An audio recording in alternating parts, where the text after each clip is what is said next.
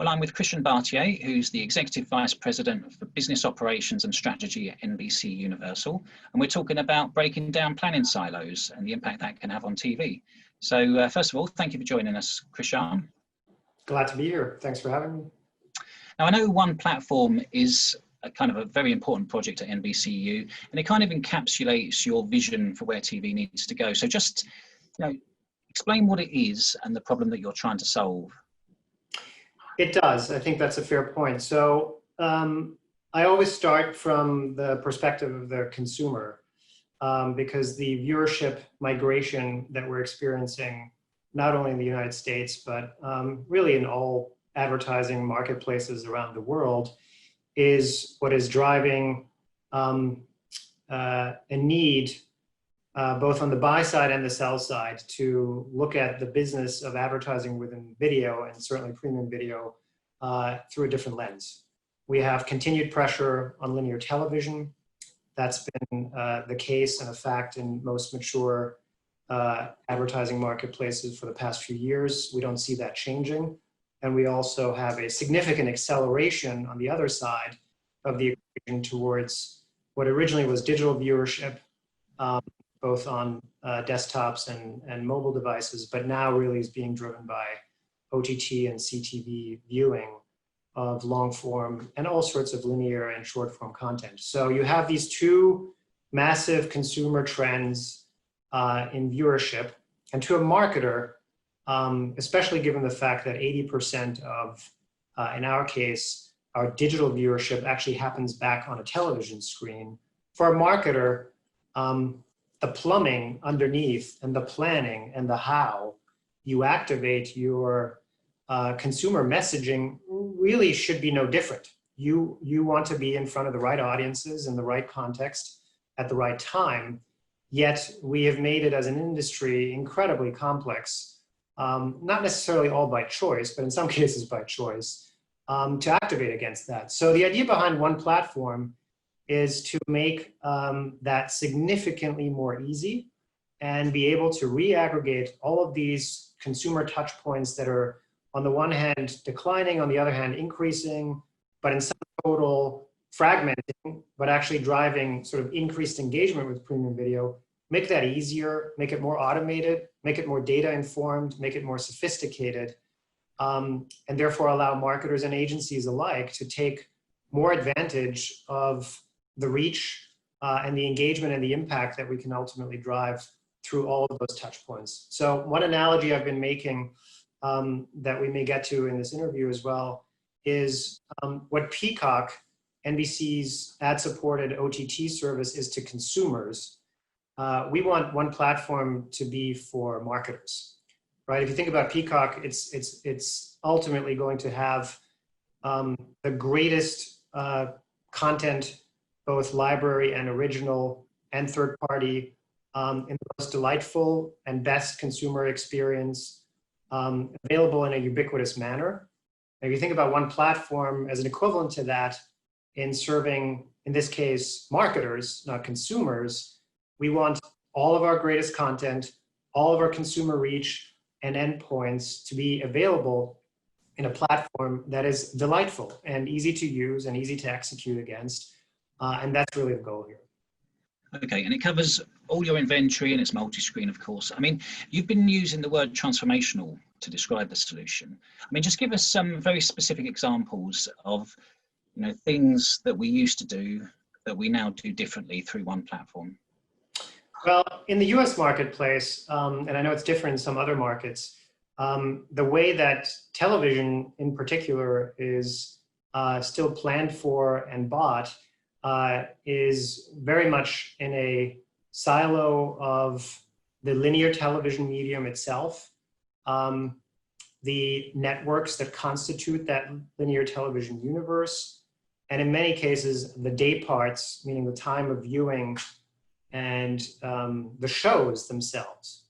And while we don't want to take away from the value of specific brands or specific shows, it does feel very anachronistic to be buying against a demographic and a subset of networks or day parts or shows at a time when digital platforms have taught us that the best way to reach and engage consumers is to be more targeted, to put your message in front of them at the right time in the right context and be able to measure that impact. So the transformation aspect comes from a very traditional and legacy way of conducting business ultimately to a much more fluid way of conducting business. And that widens the aperture both in terms of the audiences that we encourage marketers to look through a lens on. So demographics is one way of looking at it,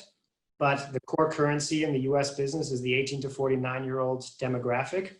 And it's no secret that over 50% of the US consumer buying power actually happens outside of the 18 to 49 demographic.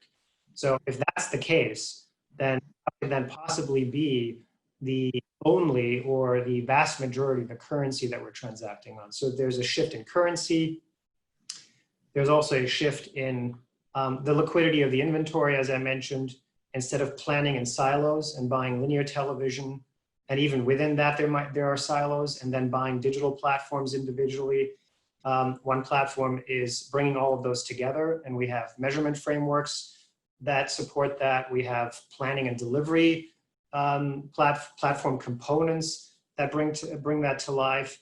So all of those individual pieces in our mind add up to transformation, because if we got the industry to pivot from the way that they're transacting today, or the way that we are transacting today, to this future state, that would certainly complete, a full cycle of transformation. Now, there's a lot of work that's left to be done, both on our side, but quite frankly, on the entire industry side. And we can talk about that more in a second, but transformation does not come, at the snap of your fingers. But we're not shying away from kind of the complexity of it. And so we're trying to lead the marketplace towards a future state that we do believe is transformational. Okay, and what has been the market reaction since you put this out there? Well, I will say that, as I mentioned earlier, through the lens of a marketer, this is sort of all relatively obvious, because we're encouraging them to follow the audiences, to maximize their reach, to know more about those audiences, and to be able to measure the impact of their commercial message on their business, all of which have very specific product capabilities and initiatives attached to them. So I think if you speak to CMOs or marketing teams at both large cap and in many cases smaller direct-to-consumer businesses, this is obvious. And they're like, when can we start to do business this way?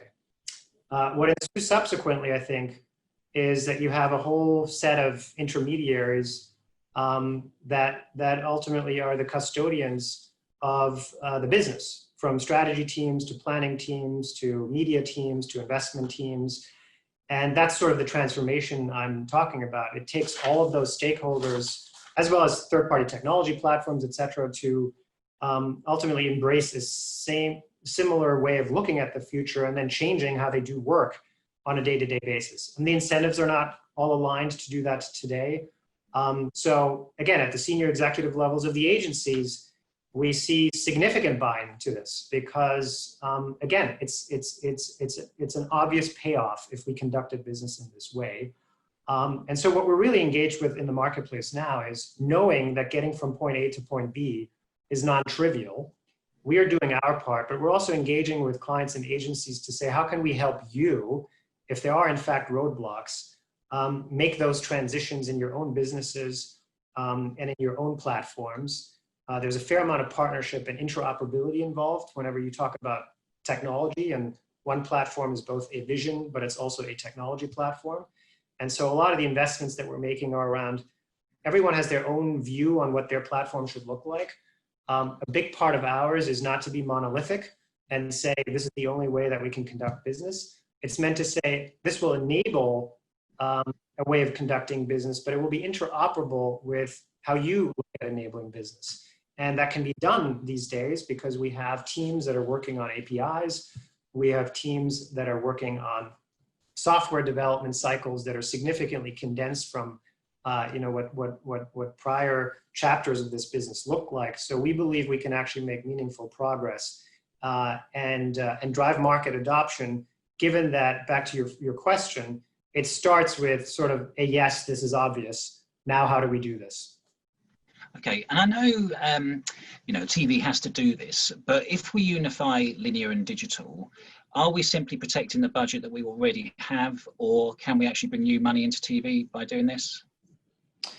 Yeah, so I think one of the themes behind our vision is that the access to premium video, and therefore by definition in the past linear television, has actually been relatively gated.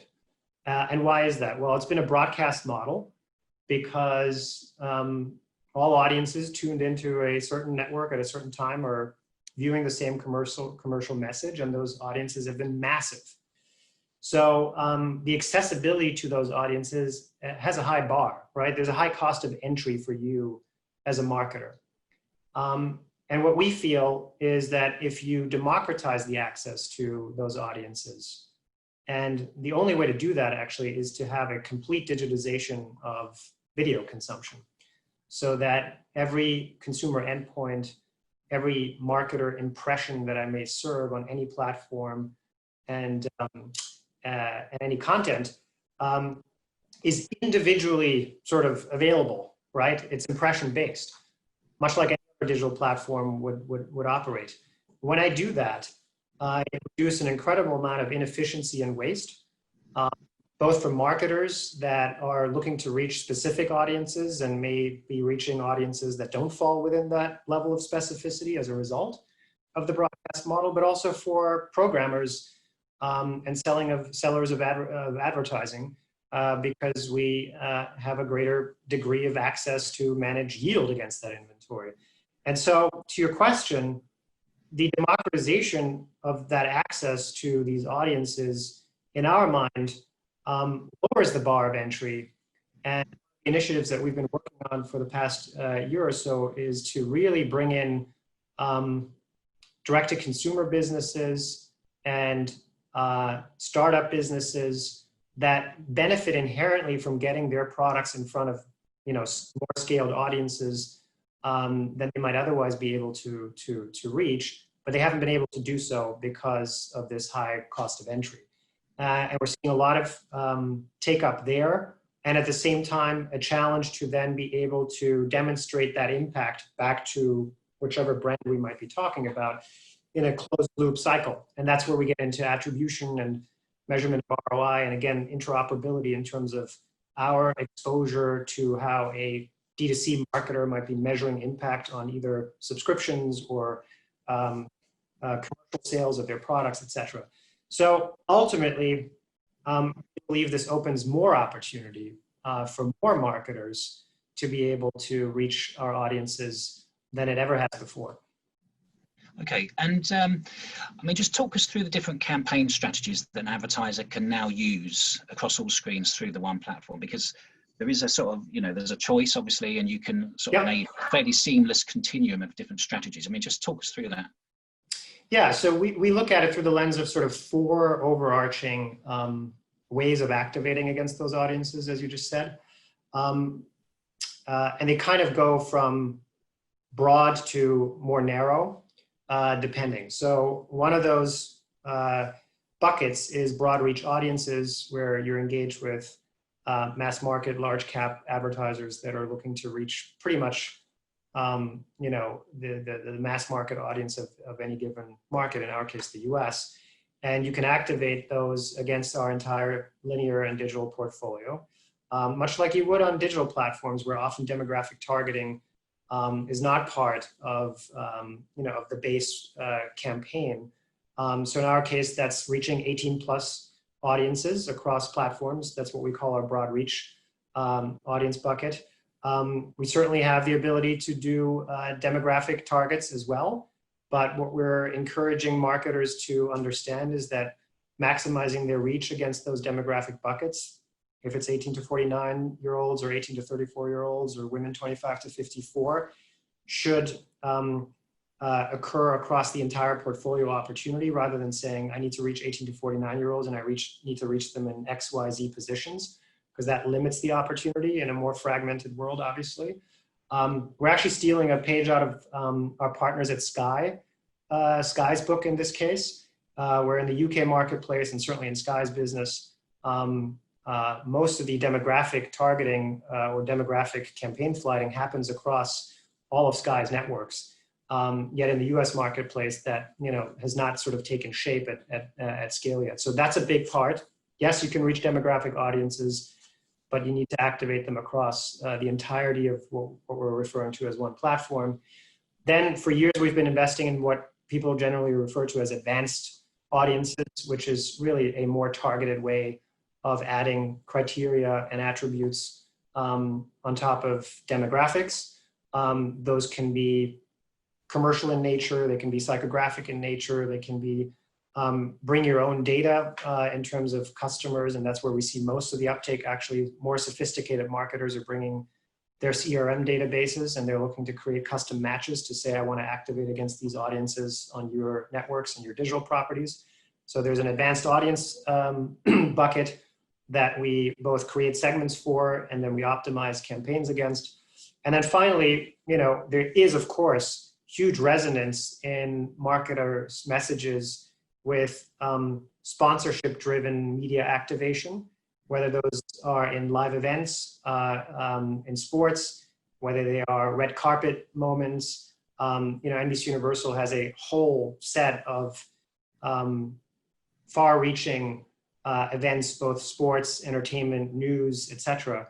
And that is a very sort of specific way of activating against a moment in time and a franchise where you get a halo effect, whether it's the Olympics, whether it's a football game, and so that's another area that we're continuing to maintain and grow through many of our creative services and creative partnership and sponsorship-oriented teams as well. So broad reach audiences, demographic audiences, advanced audiences, and sponsorships and live events are sort of the four big categories. Okay. And it includes addressability as well, does it? It does, where we can enable it, which again, I think in the traditional infrastructure of the US television business has been very encumbered by legacy infrastructure. In the OTT world, that is wide open, and we are basically enabling both programmatic access and addressable access in all of those platforms. But when it comes to the traditional broadcast model, because of how signals are distributed, because of the set-top box technology that exists in many people's homes, addressability really has not scaled in the traditional footprint to the point that it has. We have very deep partnership with Comcast. We're fully addressable in our on-demand footprint within the Comcast footprint. And that's a very valuable offering, obviously, for advertisers, but we're continuing to push partnerships on that front beyond just that footprint and the OTT footprint to really encompass all touch points. But that's been a multi-year journey, and I think that will continue. Okay, I mean, do you think that this ability to sort of combine lots of campaign strategies very seamlessly, and of course you've got broad reach, which the digital ad tech platforms don't have, is that a key advantage for TV moving ahead? Do you see that as a differentiator? Yeah, absolutely. I mean, if you just put our reach numbers in perspective, we reach over 200 million people in the United States every month. As we partner with Sky, as I mentioned earlier, and really create a global platform, we reach over 600 million people across the combined NBC Universal and Sky footprint in over 150 markets. And so those are significant reach numbers, especially on a monthly basis. But on top of that, you have to understand that happens all in premium video, brand safe, high quality environments. And so oftentimes reach metrics are thrown around, but if you're reaching people because they're scrolling through a feed and they're paying a fraction of a second of attention or not to your commercial, that's one way of counting reach. If you are engaged in a consumer's viewing of a 30-minute show or an hour show or a live event, and you're reaching them with high quality video advertising, then it's another way of counting reach. And so I think there continues to be this disparity between those claims to fame. Our reach numbers are backed up. They're third-party verified in every marketplace, and they happen in the context and content that I was just outlining. So yes, we think that is a significant advantage. And our job is to make reaching those audiences, as we've talked about, more easy and more measurable and more intelligent. And then I think we have a winning formula. Okay, and just to wrap up, I mean, if you could give two pieces of advice to a media company who are embarking on their own journey to digital linear unification, what would they be? Well, I certainly have a couple of pieces of advice based on, I think what we've seen in our own experiences. I think one needs to be a recognition that tying vision and strategy in terms of where the puck is going to how you operate the business on a day-to-day basis is a very critical link that I think most, certainly advertising-oriented traditional companies have not been able to make. I think it's pretty obvious where the puck is going. I think it's much harder to relate that back to what steps do I take today. And so we have a whole group of people that has been dedicated to literally what we call the future of advertising, which happens to coincide with at least part of the title of this conference for years. And they have focused both on the strategy and the vision part, and they've also focused on the operationalization and connecting those dots on a day-to-day basis. So I think that's one. Connected to that, I think there's a recognition that this is a multi-year journey. There are no quick wins that really are transformational. Yes, there are some quick wins, but they will likely not be transformational. They may be quick wins in the moment. And so you can't just focus on quick wins because that doesn't add up to a long-term vision or strategy. You have to really embark on a multi-year effort. And that means you invest today and you reap the benefits tomorrow, not literally, but in that multi-year journey. So I think most companies are overwhelmed by that because it's sort of distant and too far out there, and it sort of takes commitment today with maybe in their minds uncertain returns. I think in our case, we have certainty around what those returns are going to be. And we believe that we have strategies that help us get there, and therefore we're willing to take whatever risk remains to make those investments today and reap those benefits. So that's what I would share. Okay. All right. Well, I think it's one of the most important advertising initiatives anywhere on earth right now. So wish you luck with the next steps. And thank you very much for coming in today and telling us about it, Krishan. Thank you, John. Thank you for having me and us.